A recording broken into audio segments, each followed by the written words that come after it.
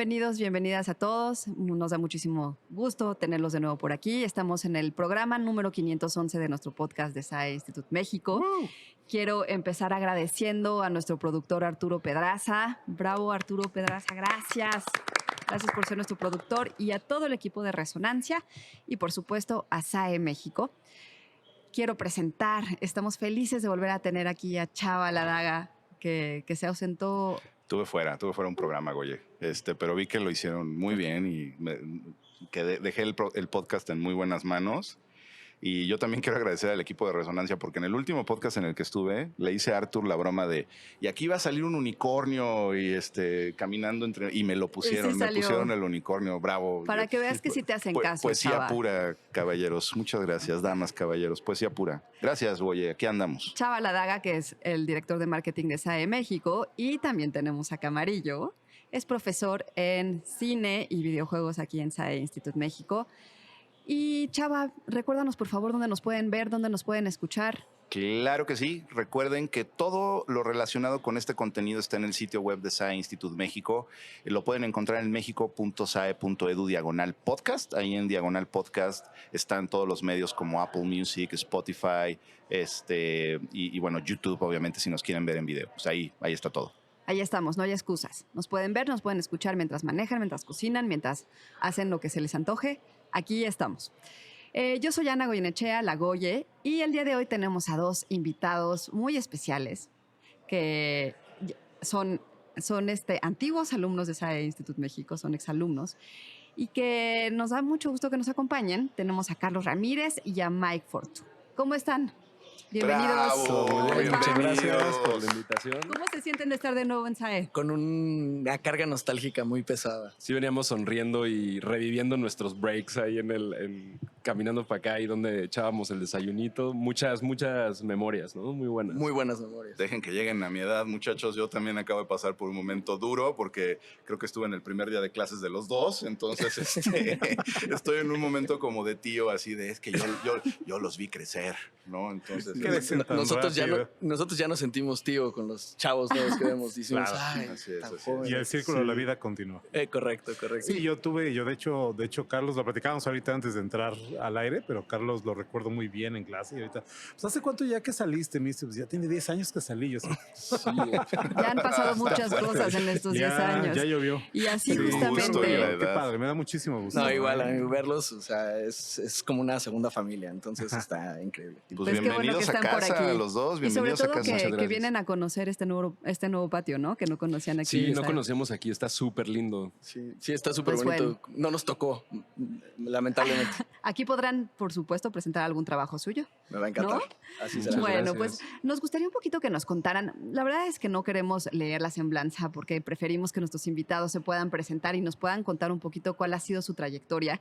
Entonces, les paso los micrófonos porque quiero justamente saber cómo empezó estamos sí, o sea, cómo han llegado hasta acá, cuáles han sido sus intereses a lo largo de la vida. ¿Qué pasó después de ¿Qué SAE? pasó ¿no? después de SAE en estos Exacto, 10 años? esa es la Que idea. creo que nos van a tener que contar muchas cosas.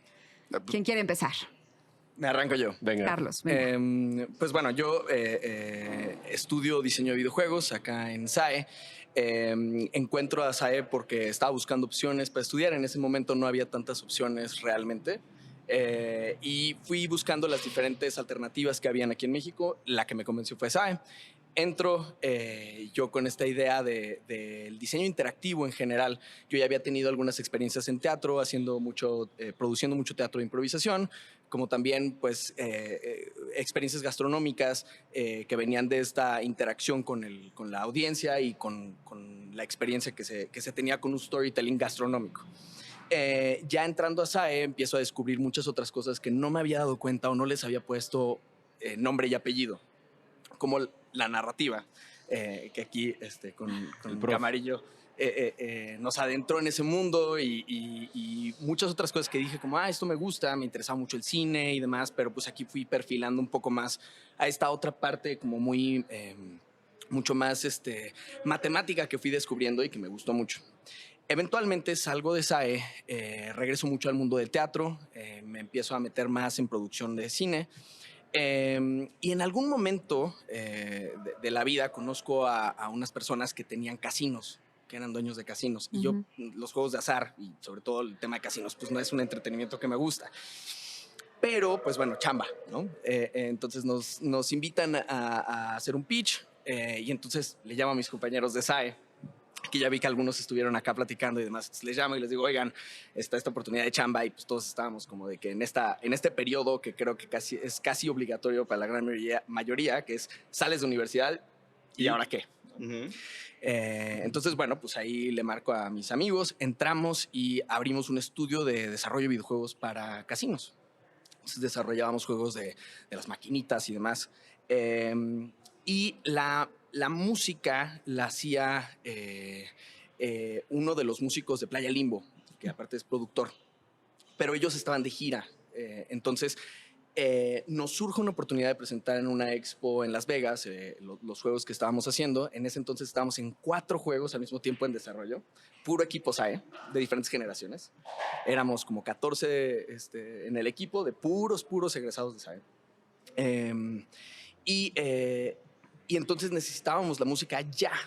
Necesitábamos un vertical slice ya. Y él dice, híjole, no voy a poder tenerlo ahorita y probablemente en todo el año no voy a poder tener. Entonces fue una noticia que llegó medio como balde de agua fría y teníamos que aprovechar esta oportunidad. Entonces Jorlu, uno de mis compañeros de SAE y luego de allá, levanta la mano y dice, oigan, ¿y si Carlos hace la música? Carlos siempre ha tenido bandas, siempre ha estado tocando guitarra y más. ¿Por qué no lo pasando con una dona y un café? Él le sabe, sí, le sabe. Sí, por supuesto fue como un, pues me encantaría, pero...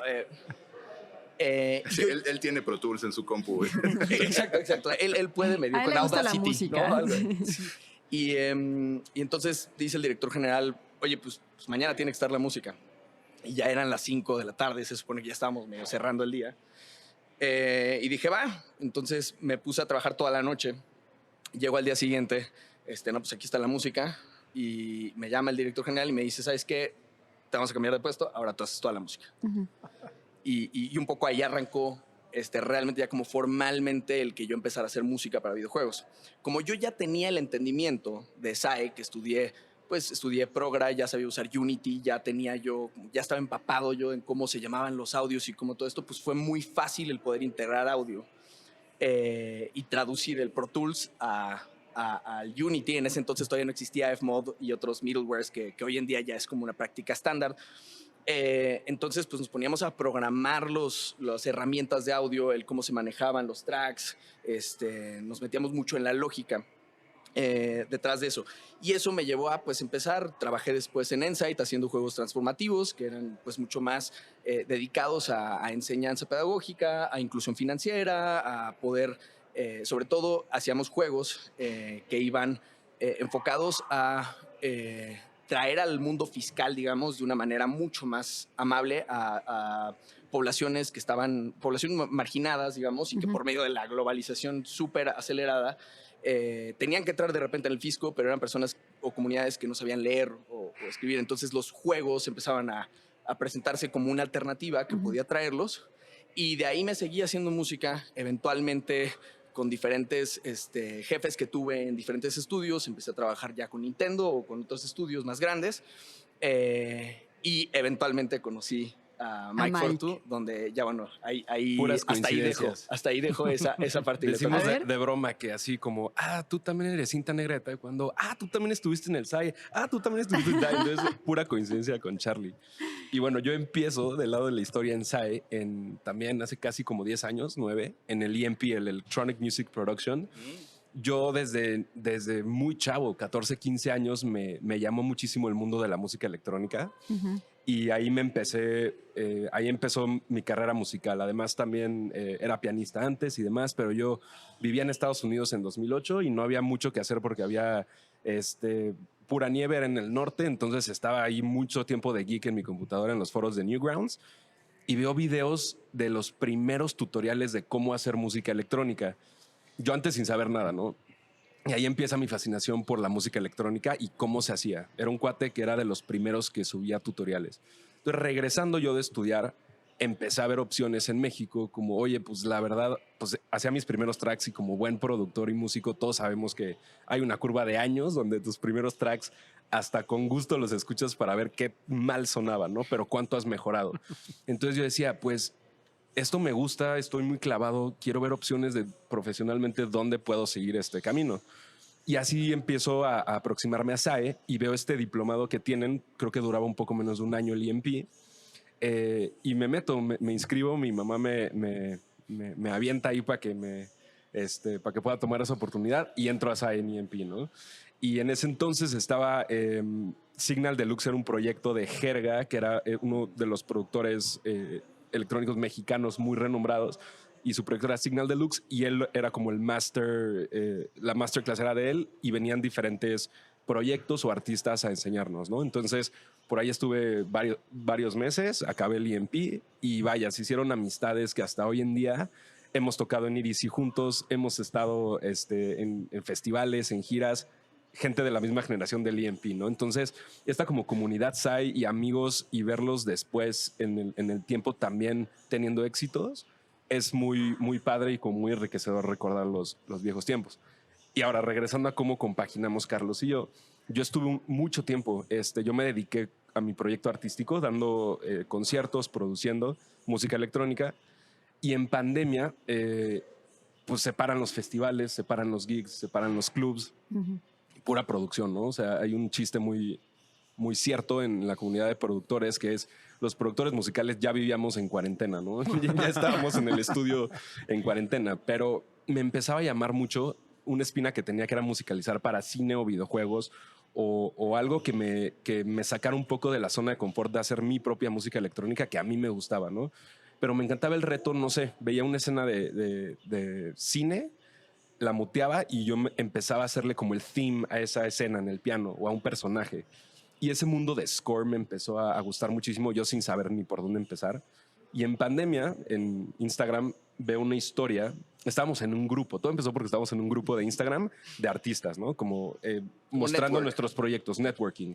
Y sube Carlos un flyer de que va a dar una plática de música para videojuegos. Y lo veo tarde y le digo ya un día después, oye, no, ya estoy listo. Oye, pues fue ayer, no sé si viste, pero ahí dice que fue ayer o ya iba tarde. Y dice, no te preocupes, pues nos conectamos en Zoom y te platico. Y yo, no manches, qué bueno onda este cuate, Nos metemos al Zoom y desde el Zoom así como que lo veía y decía, yo conozco a este cuate, yo conozco ¿Dónde lo he visto? O sea, no escuchaste nada de lo que te dijo mientras... No, así él diciéndome de la industria, el Nada más holy estabas grail de fijando cómo en- lograrlo y yo así, ¿dónde he visto a este bro? ¿Me entendiste? Sí. No, pero la verdad súper chido Charlie, así como chela en Zoom, y me empieza a platicar como de este mundo y yo fascinado porque era esa espina que tenía además de ser artista de música electrónica.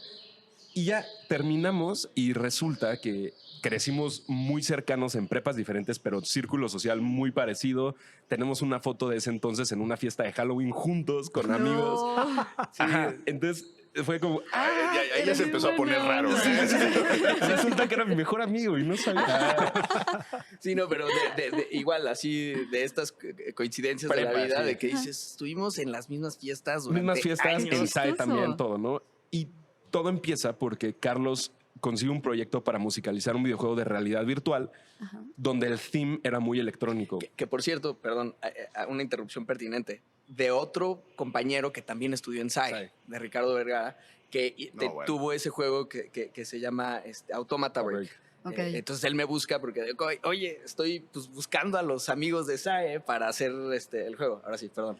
Y me dice, oye, pues qué bueno que me contactas y qué bueno que me cuentas ya tu trayectoria de música electrónica, porque justo se está abriendo un proyecto donde necesitan, la guía y la dirección es, pues, electrónica dubstep, así pesado, porque es un videojuego de realidad virtual rudo que peleas contra las máquinas, y me dice, pues, ¿qué? Te echas unas rolas y vamos bounceando, y así es como empezó como las primeras colaboraciones ya juntos. Oigan, pues qué buen spin-off de How I Met Your Mother. Pero How I Met Your No, pero sí. partner. How You Met Your Partner. How I Una Met Your relación socio. completamente orgánica, ¿no? Sí. Oye, pero nunca coincidieron aquí en SAE, o sea, no, fuera de todas estas coincidencias, aquí en SAE nunca se toparon. No realmente No que porque... sepamos, hasta que salga otra foto, ¿no? Exacto. O sea, seguramente va a salir una foto Vamos a eventualmente. buscar en que las sí. cámaras, probablemente. Sí, pero no, nunca Probablemente coincidimos. sí. Creo que también nosotros, la generación que me tocó a mí, que hoy en día estamos trabajando, incluso seguimos trabajando con varios de ellos. Estamos en un juego con Horlu y otras personas de SAE. ¿Que tú eres la tercera generación? Creo que tercera Ok. generación. Yo cuando entraba a SAE todavía había cosas en cajas en la parte de abajo. Y o sea, como que era apenas estaba arrancando muchas de las partes, ¿no? O sea, nos tocó que estaban construyendo, o sea, los estudios ya estaban, pero en el piso cuarto, que era en el que estábamos nosotros metidos, habían cosas en supervisión que todavía no estaban terminadas o cosas, o sea, sí nos tocó como los principios. Desempacando. Sí, pero nosotros estamos muy metidos como que en lo nuestro, o sea, como que estábamos bien clavados y bueno, Chava no me va a dejar mentir, o sea, desde el primer trimestre nosotros, y aparte le agradezco mucho a Chava por eso, pero ya estábamos presentando proyectos, ¿no? Entonces estábamos bien metidos todo el día trabajando y así, o sea, como que A lo sí que socializamos venían. mucho, pero trabajando. Guardo con mucho cariño la primera imagen que tuve como un primer avatar personal, digo, en ese momento, yo digo que son puras cosas, en esos tiempos, Sí, ¿no? sí, sí. Pero bueno, en esos tiempos no había una, o al menos no popular, una aplicación donde te pudieras meter a hacer tu propio avatar. No sé si recuerden que hubo una temporada en que salió una aplicación donde en una página web podías hacer tu avatar de Los Simpsons, ¿no? Ujú. Y se hizo como súper viral y todo esto. Pero bueno, los primeros que llegaron así como, oye, ¿te acuerdas de este proyecto que andamos ahí viendo de un videojuego con pixel art con pixel art? Y te hicimos tu avatar y cuando yo lo vi casi me dieron ganas de llorar, lo atesoro, lo tengo por ahí guardado, mi avatar con pixel art, que venía de todos estos proyectos que eran jóvenes muy inquietos, ya tenían casi su taza con su nombre ahí en mi oficina y lo recuerdo perfectamente. Oigan, bueno, pero entonces ya después de que se dieron cuenta que tenían muchísimas coincidencias, de esta primera plática en Zoom con Chela, de las primeras colaboraciones entre ustedes dos, nació Music Scoring Company. Digamos, como cualquier emprendimiento, uno pasa por 10,000 nombres, 10,000 ideas, 10,000 Fases. identidades y fases y un poco entendiendo. Este podcast en algún momento se llamó Pozole Digital. Ahí lo voy a dejar. Bueno, este podcast Y no sigue tiene sin nombre. en realidad. No, sí, Sigue en el ¿Tienen proceso del pozole. sugerencias? Adelante. Podcast SAE. No, me están moviendo, Rubí, me están moviendo el marketing plan. Podcast Que se SAE. quede así. Podcast SAE. Bueno, pero cuéntenos, porque también eso es interesante. qué que la momento se gente formaliza, ¿no? Sí, que nuestros escuchas puedan saber cómo fue ese proceso. Pues el primero creo que fue muy fortuito el que yo no era, o sea, yo me consideraba y me considero neófito en el tema de música electrónica. Entonces cuando Fortu empezamos a trabajar, primero fue oye, échate una rolita para este juego, pero eventualmente fue como, no, pues echémonos todo el soundtrack y diseño sonoro y vámonos así. De ahí luego empezamos a meternos mucho a cine, hacer mucho cine de ciencia ficción, con cortometrajes, horror, y empezamos a experimentar mucho. Y curiosamente, el punto de encuentro entre la música muy orquestal, estudiada, compleja, que trae Carlos a esa escuela, donde en la electrónica pues es a nivel género, sabes que es pues menos notas, menos complejidad musical, pero más que te truene y así. Ese punto medio de lo orquestal que traía Carlos con como el punch electrónico del que yo venía, sí empezamos a tener un sonido bien único. Okay. A tal grado que además de los proyectos donde ya empezábamos a chambear juntos, dijimos, oye, ¿y si nos echamos un EP como artistas? O sea, porque esto sí suena bien chido. Entonces tienes aquí el 140 bits por minuto Matrix y entran las orquestas y luego un drop a halftime de dubstep y fue nuestro primer EP como artistas, ¿no? Entonces como Wow. que ahí ya se marca un poco el, ok, Este es un sello. trabajamos bien juntos. No, ¿Cómo y- se encuentra ese proyecto? Ya me interesó. Entonces, ¿cómo lo busco? ¿Dónde está? ¿Cómo sí. se llaman como artistas? como artistas es Mike Fortu y Carlos Ramírez. Ok. Tal cual, y lo pueden encontrar en todas las plataformas de Y streaming y ese demás. proyectito es Portals, como portales. Ok. Ok. Y aparte de ahí empezamos a jugar con álbum y con ideas conceptuales. Fue el primer ejercicio que hicimos de conceptualizar música, ¿no? O sea, de decir, queremos contar algo, entonces vamos a escoger desde los instrumentos y los timbres, vamos a establecer un storytelling conceptual, un precepto creativo para poder desarrollar a manera como de un ensayo en un disco, ¿no? Y eso nos llevó a que fuera el cimiento de Music Scoring Company. Okay. Que no era nosotros entregar música, sino era entregar una propuesta creativa muy estudiada, sacando data, como que estudiando mucho nuestras propuestas. Y todo eso porque queríamos trabajar con League of Legends, ¿no? Ese era como que nuestro norte de que queríamos, porque era muy compatible la música que estábamos haciendo en ese momento.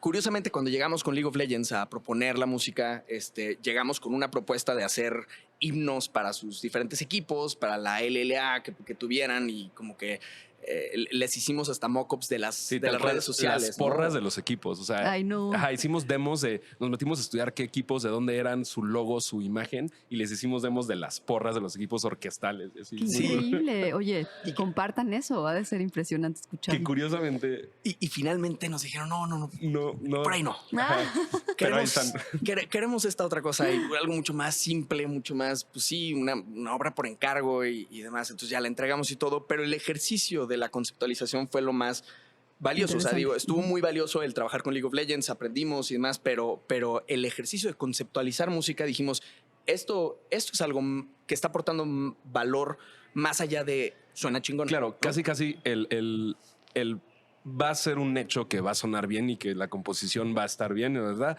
Más bien, antes que eso es qué trabajo de conceptualización estamos haciendo a la obra, ¿no? Para que le haga sentido a los fans, ¿no? A las comunidades. Exacto. Oigan, y ahí, por ejemplo, en ese proceso de conceptualización, ¿tomaron alguna inspiración, no sé, de la cultura de las barras del fútbol soccer o...? Sí, tal cual. O sea, nos Coros. pusimos a estudiar Nos decimos 50 layers y suena como estadio lleno, ¿no? Pero Wow. sí, en ese en específico sí le Digo, hicimos no así. sé mucho de eso, pero hay un equipo de fútbol en Europa que tienen como que todo su mod es Seven Nation Army de los White Stripes, ¿no? Y que Y Bueno, sí tienen o sea, cuando juega México, cuando juega, ¿cómo se llama? El Chucky Lozano, es Ajá. el Chucky Chucky Lozano. Lozano. Eso hasta en el antro. Yo que en los festivales así le bajas al filtro en Seven Nation y cantan el Chucky Lozano hoy en día. Es muy Oh. divertido, ¿no? La verdad es que sí, las porras en los estadios son siempre muy importantes. No, Pero- y que ahí de repente te das cuenta de cosas bien locas, ¿no? Pero está muy documentado el tema de los himnos, muy estudiado.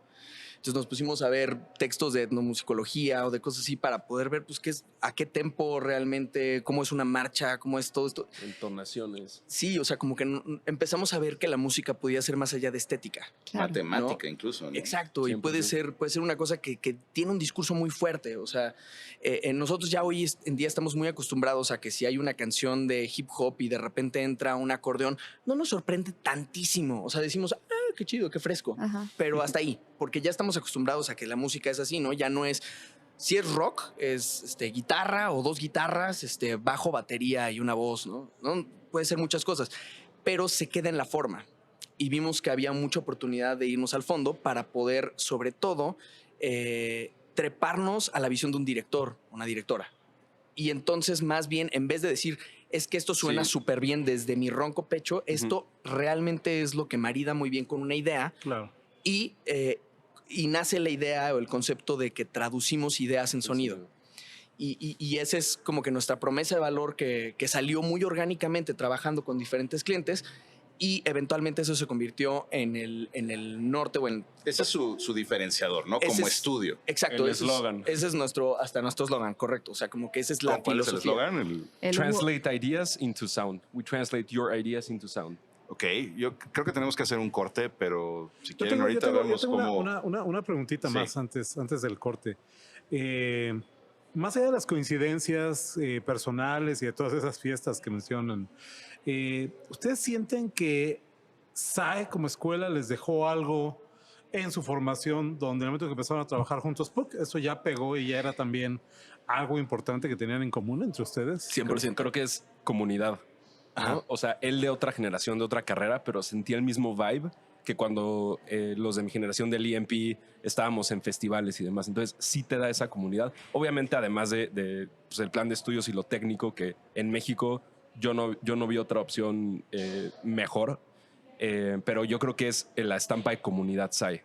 Eso es justo lo que iba a decir. O sea, también tuve oportunidad de dar clases durante 2 años a otra universidad del estilo, y yo veía a los chavos y yo decía, híjole, sin hablar mal de nadie ni ninguna escuela, pero sí sentía que había un poquito cojeando el nivel, sobre todo el nivel de exigencia. O sea, como que yo me acuerdo de que cuando estábamos en la universidad, yo me podía quedar hasta las 2, 3 de la mañana para sacar la entrega, pero sacarla bastante bien, ¿no? Y sentirme orgulloso de lo que estoy presentando.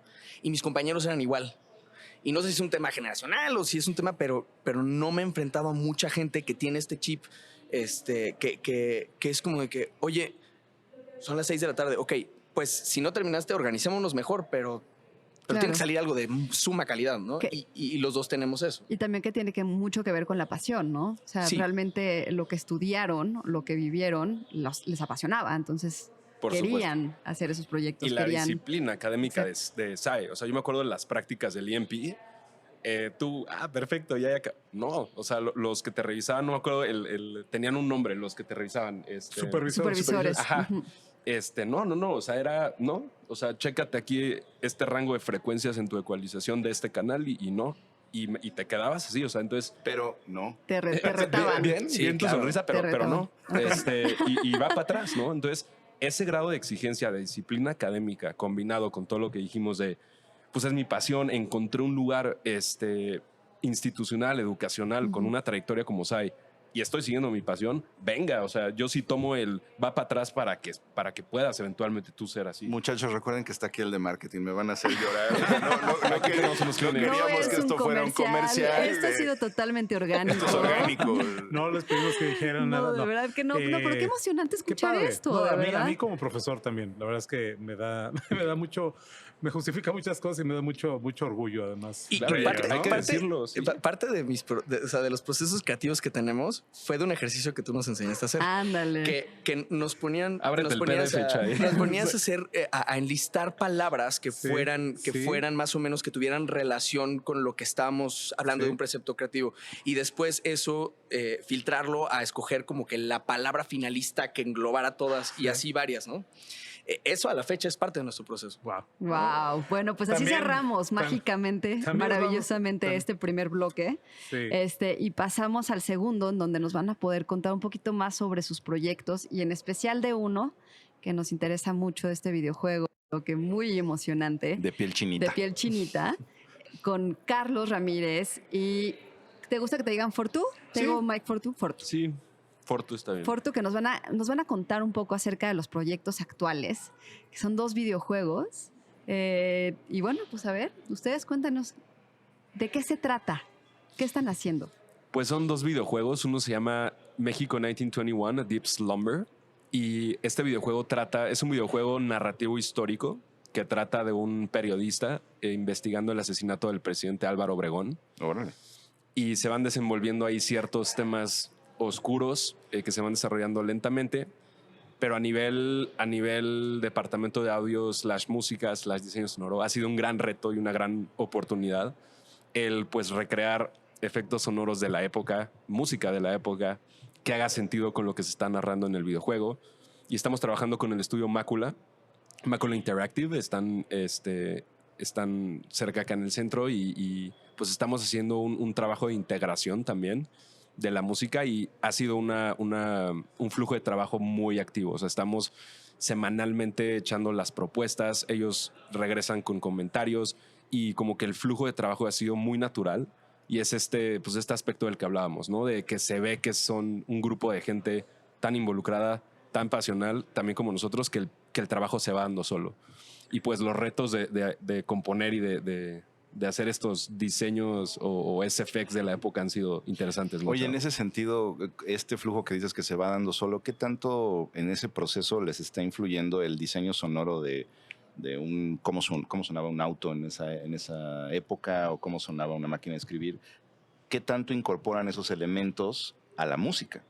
¿O qué tanto afecta a la música esos elementos? Bastante y ha sido muy, para nosotros, fácil porque ellos cuentan con un equipo de historiadores. O sea, tienen ahí un historiador que él nos va como dirigiendo. Okay. Y si quieres, platícales tú, Chay, cómo ha sido el way of work de esto que nos comentan. Sí, estamos colaborando con la hemeroteca, también con archivos mexicanos digamos, de diferentes museos o fundaciones a los que nos pueden dar a nosotros acceso a poder estar con la fonoteca escuchando cómo sonaba ese modelo de teléfono. Oigan, ¿y en especial hay algún sonido que les haya llamado la atención? Los pregoneros que estaban vendiendo en la calle, en la Alameda, en el centro o algo, tienen como que un timbre característico, una entonación muy característica que seguimos escuchando hoy en México. El fierro viejo de ese entonces, ¿no? Ajá, exacto, pero contextualizado a la época donde vendían, digamos, diferentes elementos o diferentes productos y pues sí es como curioso. Pero algo que nos dimos cuenta, y ahí es donde nos empezamos a meter en la conceptualización, es, a ver, la Ciudad de México es caótica a nivel tímbrico, ¿no? A nivel sonido todo el tiempo hay muchas cosas y nosotros estamos acostumbrados a la versión actual. Y mucho de la arquitectura, sobre todo en el centro histórico, permanece, pero pues era terracería, habían gallinas también, habían caballos. De todo tipo de cosas, con una población mucho menor. Tal vez en vez de que estuvieran 6 millones de personas activas en toda esta zona metropolitana, a nivel sonoro, digamos, tal vez eran 2, pero aún así es muchísima gente, ¿no? ¿Qué es lo que sonaba? Entonces, lo que hicimos fue irnos como a las 5 de la mañana a caminar durante todo el centro, viendo cómo rebota el sonido en los diferentes espacios para poder replicar eso a través de un código que pudiera manejar la reverberación o diferentes elementos. Entonces ha sido mucho el proceso de investigar y de mantenernos muy curiosos. Realmente como que creemos que lo más importante en el proceso de conceptualización es darnos tiempo de que madure la idea, hacernos expertos en el tema que que queremos replicar. Y en ese proceso, pues, digamos, nutrir nuestra curiosidad lo más que se pueda, ¿no? Y eso ha sido una cosa muy bonita, como dice Mike, que a cada rato podemos estar rebotando con historiadores. Fíjate que esa es básicamente una pregunta que yo traía preparada y que además es la pregunta invitada del día, porque la pregunta la propuso Blanca, la propuso la doctora Blanca López, y la voy a tratar porque básicamente ya la contestaste, pero tal vez la siguiente pregunta sería ¿hasta qué punto ustedes buscan como un elemento esencial, no sé si para su estilo o para la idea que ustedes tienen a la hora de diseñar sonido, buscar ese, no voy a decir realismo, pero esa verosimilitud llevada a un extremo, ¿no? Efectivamente, ¿cómo puedes tener referencias? Ya lo contestaron, de cómo sonaba la ciudad hace 100 años, ¿no? Eso me parece que implica tal vez un compromiso, cosas que se pueden hacer, cosas que no se pueden hacer, claro. ¿no? Que es imposible lograrlo. Claro, es intentar acercarse lo más posible con las herramientas con las que tenemos. Y de alguna manera no tener un balance constante, y es un criterio que pues ahí es donde rebotamos con dirección, es qué tanto estamos del lado documental y qué tanto estamos del lado de ficción. Claro.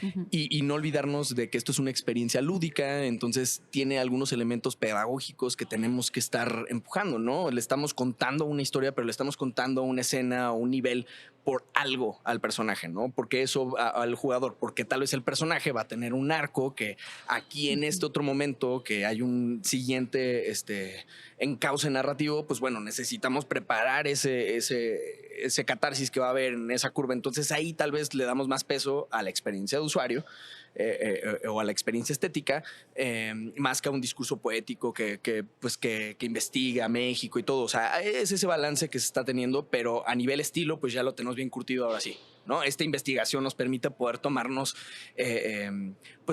algunas libertades, porque decimos, bueno, esto va en pro de la experiencia, hace que sea más inmersivo y en esta parte del juego es indispensable. Entonces nos vamos con ese criterio balanceando constantemente.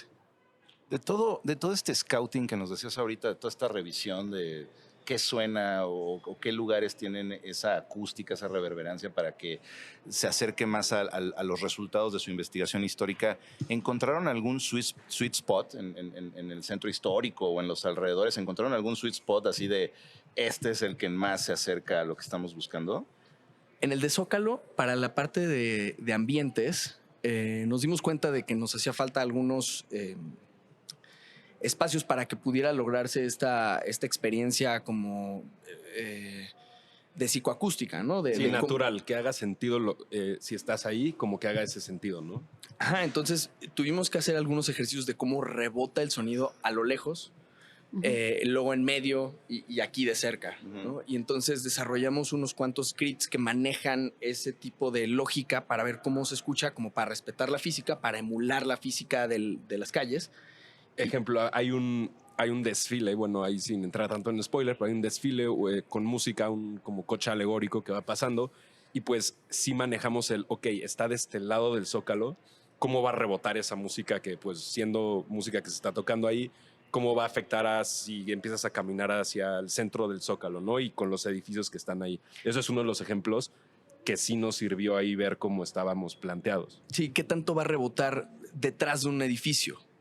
¿No? Y aunque Unity tiene unas herramientas increíbles y Unreal Engine, o sea, la verdad es que está increíble el cómo maneja el audio 3D, nosotros quisimos dar un paso más allá para que realmente no sonara un espacio 3D, que sonara a ese espacio 3D, que sonara a la Ciudad de México en un contexto de 1921, contexto postrevolucionario, y un poco ese ha sido el reto y la carnita, pero sí hemos encontrado varios sweet spots que estamos muy contentos. Que decimos, ahí fue, ya no le muevan, ahí quedó con integración. Es que se los preguntaba porque me estoy tratando de imaginar ese scouting y no sé, me imagino calles como atrás de la catedral, ¿no? Y digo, eso ha de ser un infierno acústico. Y por otro lado, me imagino tal cual el centro del Zócalo. Donde yo creo que ese es el infierno acústico. Ese es el infierno. O sea, sí, no. Ok. Oigan, ¿y por qué decidieron colaborar con este proyecto? ¿O cómo se acercaron también con los chicos de Mácula? Ellos ellos vienen del mundo del cine y son documentalistas. Entonces ellos conocen por medio de los game jams, conocen que puede haber juegos y demás y desarrollan una pieza documental que está dividido en 3 diferentes como mediometrajes que se llama Ludens. En básicamente era un documental en el que entrevistan a diferentes personas de la industria. Ahí participé y de ahí nos conocimos. Luego empezaron a platicar del juego que estaban haciendo. Blanca estuvo ahí también, ¿no? Blanca también estuvo ahí. Sí. Y de ahí, después, cuando ya llegaron al momento en el que, oye, ya estamos haciendo el juego, pues ahí empezamos a platicar. Primero como manera más de rebotar creativamente y qué les recomendábamos y demás. Pero ya después empezamos a trabajar con ellos y ha sido... Pues llevamos más de un año, ya casi un año y medio trabajando con ellos en este juego, muy exigente o muy ambicioso a nivel acústico. Entonces, bueno, pues, pero yo creo que es una experiencia muy positiva, increíble. ¿no? O sea, nuestro día de chamba es, notas históricas, a darle, rebotar con historia, rebotar con integración. La verdad, pues felices de tener esa chamba, ¿no? ¿Y hay algún instrumento que hayan utilizado que probablemente no hayan adaptado a otros de sus trabajos o de sus proyectos que se ha utilizado específicamente en este? Pues para todos los proyectos usamos mucho, tratamos de usar lo más que se pueda orgánico cuando se puede. Pero para todos los proyectos hacemos síntesis de audio dedicada para cada uno, para darle como esta identidad propia. Entonces hemos hecho muchos síntesis para poder replicar ese sonido. Hemos ampliado cosas y manipulado mucho. Entonces sí hay cosas que son únicas de este juego, ¿no? No es un stock así que nada más usamos, sino le generamos. Entonces de repente este desfile que dice Mike, es un desfile militar, sin contar mucho. Y en el desfile, pues se escucha a una banda militar tocando. Y una de las cosas que dijimos es, es muy curioso el sonido de las bandas militares porque son súper rigurosos, súper exigentes en todo, pero en la música es como, pues tócale ya, hombre. Sí, la trompetita desafinada en deportes, ¿no? El prof de deportes y desafinado. Y entonces nos acordamos de nuestro tiempo en Asamblea La Bandera, ¿no? Cuando reproducían la música del himno o algo y que suena como que pues así como... Es como apriétale, prof. Como que sí, como que les falta aire. Mejor no suene, sí. Y entonces lo que hicimos fue desafinar las trompetas, qué interesante. Como que madrear un poquito. Que empiece bien y luego se cae. Ajá, que no alcance y así. Entonces para eso sí nunca lo habíamos hecho y decíamos, oye, esto suena muy cutre. Muy perfecto. Real. ¡Qué increíble! O sea, en el camino han aprendido muchas nuevas cosas, ¿no? Sí, y neta nos divertimos. O sea, eso nos reímos ahí cuando hacemos las cosillas. Oigan, leyendo el storyline que tienen en el sitio del juego, me estoy tratando de imaginar como un videojuego RPG, o sea, va a ser un juego de... Es un juego con una carga narrativa muy fuerte. Ajá. Yo la verdad es que ellos como lo plantean es que es una pieza documental. Ok. Con una ficción de un personaje, pero pues realmente hay momentos en que estás con Dr. Atle y estás con los Diego moralistas y entonces sí, digamos que tiene esta parte documentalosa. Llega a un punto de serious game, de que tienen... Yo creo que sí, Ok. en el sentido de la intención del peso narrativo, Ya. pero didáctico, ¿no? También la dimensión didáctica. sí, definitivamente es una pieza didáctica y están llevando los libros de texto En videojuegos. En videojuegos, libros de texto muy informados. Y aquí también creo que pues cae en un juego de aventura finalmente. Y estás jugando como un periodista que hoy en día sigue siendo muy relevante. El que ser periodista es un un riesgo. deporte de alto rendimiento y de mucho riesgo, ¿no? Es la versión mexicana de Jackass. Sí, exacto. No ha exacto. cambiado desde 1921. Sí, es una locura. Ok. ¿Y cuándo sale? ¿Cuándo sale el videojuego?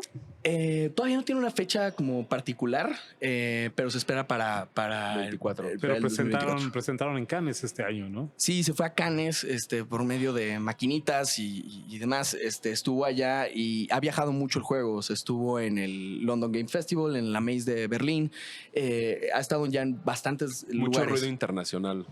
Pues qué bien. Sí. Sí, está muy padre. Bueno, pues pueden ya suscribirse como a la preorden en Steam. Estoy viendo que lo van a poder también jugar en macOS. Entonces, pues bueno, ahí en Steam está por si quieren estar al pendiente del release, ¿no? Sí, la verdad es que vale mucho la pena. Digo, en general los juegos mexicanos, la verdad es que están avanzando muchísimo, ¿no? Ya no estamos en este punto donde ahí hay unos cuantos ejercicios. La verdad es que ya hay juegos bastante buenos, y cosas que se Y están haciendo. estudios independientes increíbles. también con un gran avance, una gran seriedad, profesionalismo, entre ellos Macula Interactive. Y el otro Sí, juego cuéntanos.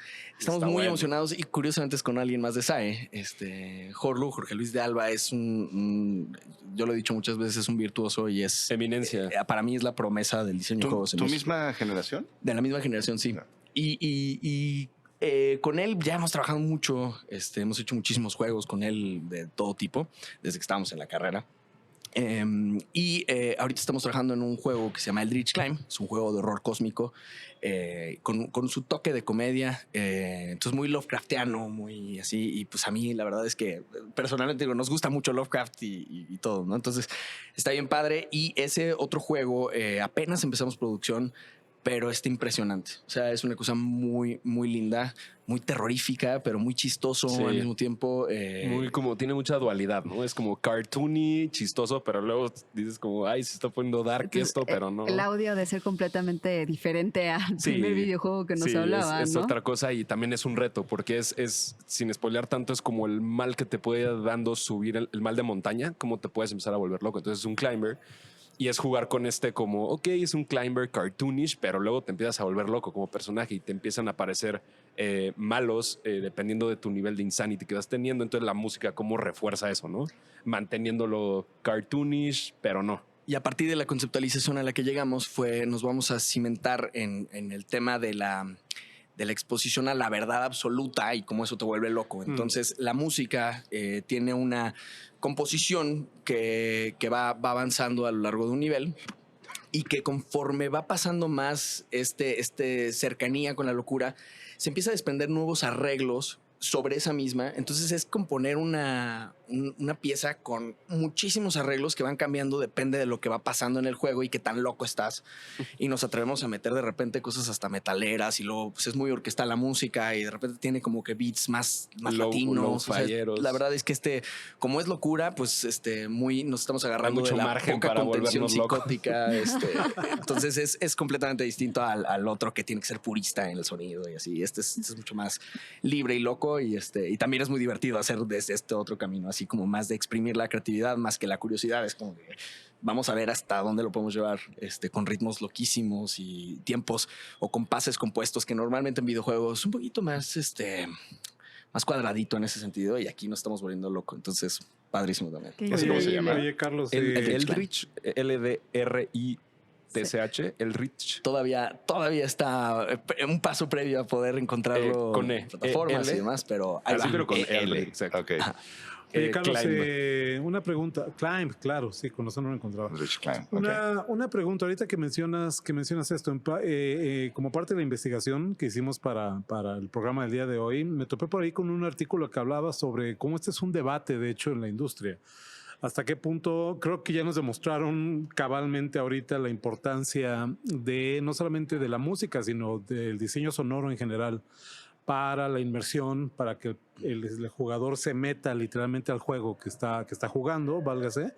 Pero hasta qué punto hay el riesgo de que toda esta experimentación distraiga también al jugador. ¿Dónde está ese punto de equilibrio donde tampoco puedes permitir que se lleve al jugador el diseño sonoro y que lo saque entonces de la narrativa? Justo lo que hablábamos acerca de tenemos una labor estética y en un plano de un discurso poético o estético, pero está la otra parte que es psicopedagógica. Si nosotros hacemos algo que es muy acelerado y que se sienta amenazante, el jugador va a sentirse amenazado. Si estamos en un momento en el cual no es amenazante a nivel gameplay y además le estamos diciendo dos mensajes al mismo tiempo, entonces no estamos reforzando lo que se tiene que hacer, no estamos dándole una instrucción por medio de la música. Tal vez se cumple la parte ambiental, pero entonces ese sesgo que hay hace que se estés volteando a ver dos lados. Entonces tiene que haber un elemento de cohesión, más que de carga de atención, porque puede que tengas muchísima saturación de instrumentos y enérgicos en la música, pero si la atención está completamente descontenida y no tiene una intención muy específica, es cuando uno peca de estar más bien estorbándole al juego. Yo creo que no debe de ser. Hay personas que argumentan lo contrario, pero yo creo que no debe de ser limitante la cantidad de instrumentos o algo, porque tienes películas como digo, creo que de los soundtracks más icónicos que existen en el cine es Star Wars. Y si escuchas los arreglos de Star Wars, o sea, pueden estar teniendo una conversación y es como si estuvieras escuchando a un compositor del siglo XIX inglés, y trompetas y 1000 cosas y 150 instrumentos sonando y coros y todo, y aún así estás concentrado, ¿no? O sea, es cohesión. Claro. Creo que es un tema más de... Y tienes a Gustavo Santolaya con su banjo en The Last of Us, ¿no? Exacto. O sea, creo que es más un tema de dónde está la atención, como que... Y entender un poco acerca de principios psicológicos básicos. O sea, Ok. la tensión periférica, ¿dónde está? Y en qué momento y cuánto tienes la tensión latente. O sea, como que es poquito, digo, sin entrar en demasiados conceptos, pero teniendo algo básico. Y de conductismo, porque finalmente le estás enseñando algo a alguien. Alguien, sobre todo en diseño sonoro. Salta Mario y suena el sonido del salto. Se cae por un precipicio y pierdes el nivel, suena esta otra cosa. Retroalimentación directa e inmediata, ¿no? Que eso es algo característico de los videojuegos. Si tú le cambias ese patrón, le estás diciendo dos cosas. Le estás diciendo, te puedes caer y suena así, o puedes saltar y suena así, o no. Y ahí distrae mucho. Entonces creo que es un tema de estar muy organizado y tener como que la noción de cómo reforzar ciertos estímulos y qué tipo de retroalimentación va a esperar la persona cuando salta o cuando cae o cuando lo que sea, ¿no? Sí, detalles, inclusive ahorita que lo dijo lo de los brincos en el de 1921, ¿no? Que pues todo funciona a base de notas en la libreta del periodista, hasta el cómo suena que avances la página a que la regreses Claro. a nivel tonal, ¿no? Detalles tan así que te diga esto es más de UI, pero ese tipo de detalles es muy importante, ¿no? Que refuerce absolutamente todo. Y ahí trabajamos mucho con dirección. Tal vez nosotros lo hacemos así y pues nos ayudamos entre todos, ¿no? En feedback y todo, pero ese es uno de los ejemplos. Que eso es yo me imagino que también el éxito de un proyecto tiene que ver con cómo se comunica dirección con su Totalmente, área, ¿no? 100%. Okay. Totalmente. En el rubro comercial donde también trabajamos con Music Scoring Company, pues ha habido lugares donde nos cuesta más llegar a la pieza porque la dirección, la comunicación con la dirección puede ser como o más lenta o un Muy poco torpe. más o diferente como con otros con los que luego se agarran, ¿no? O Y va a ser tienes- así siempre. Va a haber unos con los que tienes una línea de comunicación directa o se entienden y donde te puede costar más. Claro. ¿no? Nuestro reto es con los que nos cuesta más, aún así llegar a lo que se Claro. tiene que llegar. Sí, sobre todo en comerciales de televisión que es ahí no tenemos un año para desarrollar un discurso. Era para un mes, mañana. claro. ¿no? Ahí más bien, pues también se va sensibilizando uno y entiende también las tendencias de consumo, ¿no? O sea, entonces nos tenemos que poner a consumir. A ver, vamos a trabajar con tal marca de cervezas, pues vamos a tomarla primero. ¿No? Claro, o sea, necesitamos destaparla, ¿Qué- servirla. tomarnos varios. por el bien del arte y de la Te ciencia. convertiste en creador del método. Exacto. Correcto, bien Encantador. notado, Somos ¿no? Dostoyevsky, pero de chela. de Oigan, chela. la manera, un poquito ya manera de conclusión, porque siento que el tiempo se nos escapa. Y yo creo que este es un tema que tenemos aquí que yo creo que ya ni cómo abordarlo bien, pero también puede ser la promesa de hacer más adelante otro episodio, ¿no? Sobre pues, música para videojuegos. No sé si ustedes, chicos, son conscientes de lo apropiado que resulta que una forma musical, no sé cómo la podríamos llamar, música específicamente hecha para videojuegos, que inició pues con medios bien limitados, con lo que los chips de hace 40, 50 años podían lograr, ¿no? Esto que ahora llamamos el chiptune en la música, ¿no? Pues de pronto haya juntado a dos aficionados de los videojuegos y de la música electrónica, ¿no? A trabajar juntos. Supongo que se cierra el círculo también de alguna manera, ¿no? ¿Cómo reflexionarían? ¿Qué reflexionarían ustedes a partir de la esencia y lo que hace particular la música, el diseño de música, el diseño sonoro para videojuegos? Yo creo que tiene mucho que ver con la forma, lo dijiste muy bien, o sea, la estructura de la forma musical, o sea, hoy en día la facilidad tecnológica que tenemos nos permite poder ir creando la estructura de una pieza conforme vaya avanzando o On poner the las fly. condiciones. Lo interesante que cambia, retando al estado del arte, digamos así, es que plantea muy bien la pregunta, o sea, digamos que nos obliga a preguntarnos cuál es el rol del compositor últimamente, porque si bien en cine mucho era como acompañar los cues de, a ver, en el frame tal, el personaje se enfrenta a tal cosa y entonces la dirección que le da es hacer esta cara, hacer esta tarea escénica y todo, y entonces pues tienes que apoyar o reforzar con el audio. En videojuegos no es estático, no pasa en el frame tal, pasa cuando el jugador haga lo que sea. Entonces es mucho más cercano y entonces pues se cuestiona un poco de que si nuestro labor es esculpir una pieza majestuosa y artística y poética, nos quitamos nosotros de la ecuación y ponemos más bien al jugador. Y entonces, ¿dónde está la atención? Nuestra atención está en esta idea del jugador, imaginándonos esta comunicación asíncrona que vamos a tener. Y entonces la tecnología se convierte en un facilitador súper padre. Es una locura lo que avanza esto. Es una locura lo que se puede hacer hoy. Y entonces, digamos que nos obliga a nosotros a reforzar nuestro discurso, pero sobre todo nuestra observación. Nuestra capacidad de observación es muy importante, ¿no? Y observación me refiero también a escuchar la dirección, habilidades de comunicación. Entonces ya no es el compositor aislado ahí escribiendo sus partituras, es el que pregunta, es el entrevistador, es el curioso. Claro. Yo creo que en esa pregunta súper buena y ese como planteo del círculo cerrándose, hay dos puntos importantes que yo veo. Eso que mencionas, ¿no? Que venir sí de la música, pero de mundos algo diferentes, electrónica contra orquestal y demás. Yo sí veo como una de verdad oportunidad el poder haber hecho esta sociedad con Carlos, porque cuando vienes de gamas tan separadas haciendo la misma música y pones un punto de encuentro, te da oportunidad de trabajar en equipo en el máximo exponente, o sea, aprender del otro. Yo no tenía mucha idea ni de orquestación, pues tenía ahí mis synths de violines, ¿no? Entonces le mandaba mis demos a Charlie y él como, uy, mijo, o sea, en buena onda, ¿no? Pero me decía el feedback real de, oye, Dinos la verdad si hiciera en buena onda. como los supervisores de SAI, ¿no? Yo creo que él era uno de ellos, ¿no? ¿Cierto? Pero me dice como, no, ve, te voy a enseñar a que suene como violín esto, ¿no? Entonces articulación, velocity, todo. Entonces yo le aprendo esa parte de todo lo que él tiene. Él también le aprende a lo técnico de mixing y demás de lo que yo traía y de verdad ya hoy en día es como, bueno, yo me echo strings, yo me echo trompetas y Charlie se echa una mezcla final. Entonces, sí es un gran ejemplo uno del trabajo en equipo y que esto aplica para soundtracks, para ventas, para vender yogurt, para lo que sea, ¿no? Como, y aprender de las otras áreas. O sea, una cosa es trabajar en equipo y otra cosa es sacarle el mejor provecho a la oportunidad de trabajar en equipo. Y el otro punto es las herramientas, lo que dice Carlos.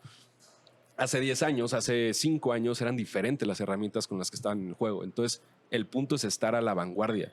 Hoy en día, con todo el tema de AI, ¿no? Que es un super boom, tenemos que ver cómo se pueden usar esas Cómo lo herramientas para integran. seguirle dando el valor a los artistas, a los compositores, a los creativos, ¿no?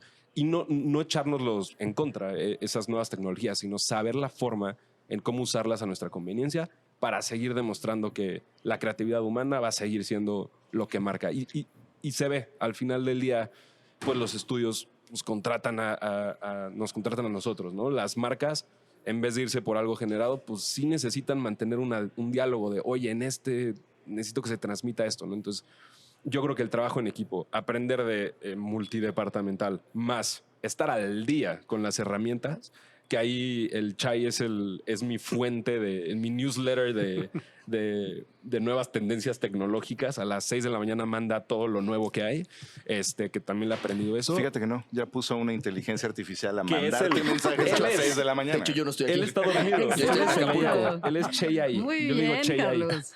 Entonces creo que esos 2 puntos, sea ventas, sea lo que digo de yogurt, sea música, hace que algo pueda funcionar. En este caso, el emprendimiento. Y yo creo que donde sí se cierra el círculo, donde me parece que es lo más valioso de esta sinergia, es la comunicación.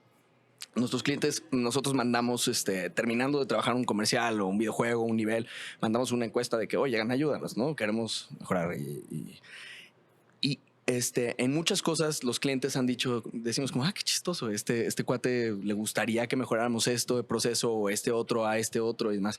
Pero donde todos dicen esto sí, es qué fácil es trabajar con ustedes. Qué a gusto es trabajar con ustedes. No, Y yo creo que ahí es donde hemos visto que hay una palabra que usamos todo el tiempo que es uno de nuestros como conceptos rectores para nosotros, ¿no? Que es accountability, que en español no Te iba a existe. decir 1, 2, 3, accountability. lo podemos hacer, si quieren. 1, 2, 3, Accountability. Que en español directamente no existe como que una traducción así, pero es básicamente yo no tengo que escuchar lo que Fortu hace para decirle, oye, está bien. Obviamente sí nos decimos a nivel interno, ¿no? Pero yo ya sé que puedo confiar en que si dijimos que le entregues el viernes, va a ser el viernes. Y eso, cuando ya tienes 3 comerciales al mismo tiempo, 2 juegos, una peli y demás, siendo 2, Es lo más importante. es lo más importante, ¿no? Wow. Tanto para nosotros internamente Sí. como para el cliente, ¿no? Porque estamos en 15 frentes y, oye, yo voy a entrar a esta junta, tú te echas tal, perfecto. Y ya luego regresamos y bueno, tenemos procesos muy definidos que nos Sí, permiten. ni poder dudas llegar ahí. oye, se habrá acordado Charlie, no, hombre, o sea, eso es otra liga de comunicación. Bueno, pues ahí padrísimo. está la regla de oro para un buen emprendimiento y para que una empresa sea sana, ¿no? Y Realmente nos llevarse. costó otros emprendimientos anteriores el haber llegado al bueno. Sí. Ahí está. La curva es importante, porque Sí. ahorita lo decimos fácil, pero pues llevamos 10 años también en otras qué cosas y bueno, aprendiendo. En esos como debe de errores ser. aprendieron mucho.